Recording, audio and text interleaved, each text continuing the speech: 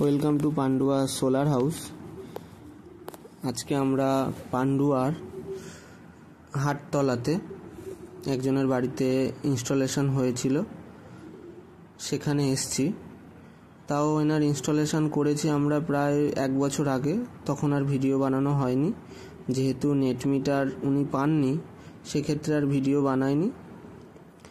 তো এখন ভিডিও বানানো হচ্ছে যে হ্যাভেলসের 5 কিলোওয়াট অন গ্রিড ইনভার্টার আমরা ইনস্টলেশন করেছি, যা 10 বছরের ওয়ারেন্টির সাথে আসে কোম্পানির। 2 in 2 আউট ডিসিডিবি বক্স, সঙ্গে এসপিডি, ডিসি এমসিবি, সঙ্গে ওপরে এসির প্রোটেকশানের জন্য এসিডিবি বক্স, সঙ্গে ডিপি এমসিবি, সঙ্গে এসপিডি। এসপিডিগুলো লাগানোর অর্থ হচ্ছে হাই প্রোটেক্ট বা হাই ভোল্টেজ বা লাইটিং অ্যারেস্টার হলে যাতে এক্সট্রা ভোল্টেজ যাতে গ্রাউন্ড করে দেয়, আমাদের যে অ্যাপ্লায়েন্সগুলো লাগানো ইনভার্টার এটা যেন প্রোটেক্ট করে। তো এখন দুপুরবেলা এখন এই 5 কিলোর প্যানেল লাগানো আছে, এখানে 3.5 কিলো ম্যাক্সিমাম পাওয়ার জেনারেশন করছে। 3.41 কিলো 3.50 কিলোওয়াট জেনারেশন করছে। 5 কিলোর এটা ইনভার্টার লাগানো আছে।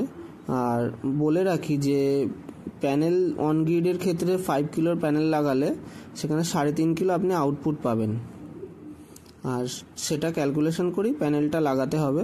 মানে যদি 3 কিলোর প্যানেল লাগান তাহলে আপনি আউটপুট পাবেন হচ্ছে 2 কিলো 2100 সামথিং, ঠিক আছে, বা 1800 ওয়াট সামথিং আপনি আউটপুট পাবেন। আজকে এরা 9 ইউনিট কারেন্ট তৈরি হয়ে গেছে, আর টোটাল 1743 ইউনিট কারেন্ট তৈরি করেছে জবে থেকে আমরা লাগিয়েছি 1 বছরে। মানে তৈরি করেছে বলছে, এটা খরচা করেছে, মানে যেহেতু সিটি ডিভাইস লাগানো ছিল এক্সট্রা জেনারেশন করেনি, এখন নেট মিটার লাগিয়ে দিয়ে গেছে, এখন ম্যাক্সিমাম জেনারেশন করছে।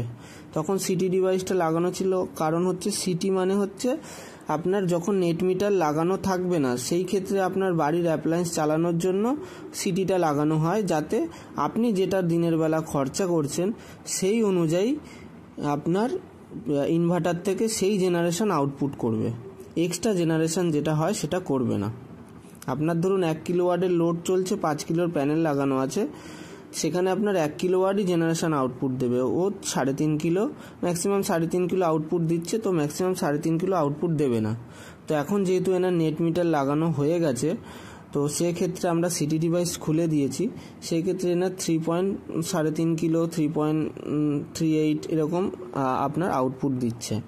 চলুন এখন দেখা যাক প্যানেল আমরা কীরকম কি সেটিং করেছি। যে লুম সোলারের 550 ওয়াট প্যানেল আছে, হাফ কাট, 144 বাসবারের, 144টা সেলের। তো প্রত্যেক কটা মানে প্রপার ডিগ্রিতে ইনস্টলেশন করা হয়েছে, প্রায় 15 থেকে 16 ডিগ্রিতে ইনস্টলেশন করা হয়েছে। আর এই যে স্ট্রাকচার দেখছেন, এই স্ট্রাকচারের মেটেরিয়াল আমাদেরকে স্যার কিনে দিয়েছিল, দেন আমরা এই স্ট্রাকচার বানিয়ে দিয়েছি। আর সোজা এই যে আর্থিং গেছে, আমরা 10 নম্বর কপার ওয়্যার দিয়ে আর্থিং করা হয়, আর সঙ্গে এই পাইপের ভেতরে ঢোকানো থাকে। এই যে স্ট্রাকচারের এই যে মেটেরিয়াল কিনে দিয়েছে, আমরা এটা সেটিং করে দিয়েছি স্যারকে। তো এই সঙ্গে লাইটিং অ্যারেস্টার ওপরে আছে, মানে লাইটিং অ্যারেস্টার এমন লাগাতে হবে প্যানেল থেকে অন্তত 5 ফুট বা মিনিমাম 4 ফুটের ডিফারেন্স থাকতে হবে প্যানেল থেকে হাইটটা, তাহলে বেটার হয়। এইখানে লম্বায় দিয়েছি হচ্ছে 5টা প্যানেল, আর উপরের রোতে 5টা প্যানেল, আর মিড ক্ল্যাম এল ক্ল্যাম দিয়ে করা হয়েছে। আর আপনারা মাথায় রাখবেন মিড ক্ল্যাম এড ক্ল্যাম, এই বড় প্যানেল, তো বড় প্যানেলে মানে এক একটা প্যানেলে 3টে করে দেওয়ার চেষ্টা করবে, মানে মিডিলে একটা যেন মিড ক্ল্যাম এড ক্ল্যাম দেওয়া হয়।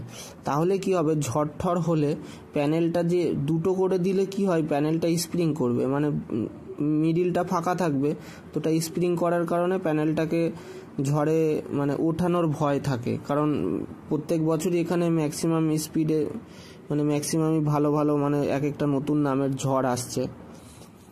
তো আমরা ইনস্টলেশন করে দিয়েছি ছাদের ওপরে, প্লাস নিচে শেডেরও কাজ করছে। এই যে নেট মিটারিং ইনস্টলেশন হয়েছে, এই যে টেস্টিং করছে বাল্ব লাগিয়ে, যে ইনভার্টার আমরা মানে এসি কানেকশান বন্ধ করলে যেন ব্যাকে কারেন্ট না আসে, এটাই হচ্ছে এদের টেস্টিং। এই যে তিনখানা মিটার দিয়ে দিয়েছে, একখানা হচ্ছে জেনারেশন মিটার, একখানা হচ্ছে নেট মিটার, একটা হচ্ছে চেক মিটার। যে জেনারেশন মিটার থেকে যেটা নিচেরটা আছে ওটা হচ্ছে চেক মিটার, যে সঠিক রিডিং দিচ্ছে কিনা। তো যেহেতু এনার 5 কিলোওয়াট, সেক্ষেত্রে এনার 3টে মিটার দেওয়া হয়েছে, ডিসিএল থেকে দিয়েছে যে, আর 5 কিলোর নিচে যাদের থাকবে 4 কিলো 3 কিলোওয়াট তাদের জন্য 2টো মিটারই ডিসিএল থেকে বরাদ্দ করছে। এই যে এখন 3.50 কিলোওয়াট জেনারেশন করছে, 3.47, এটা তো তাই দেখাবে 3.47।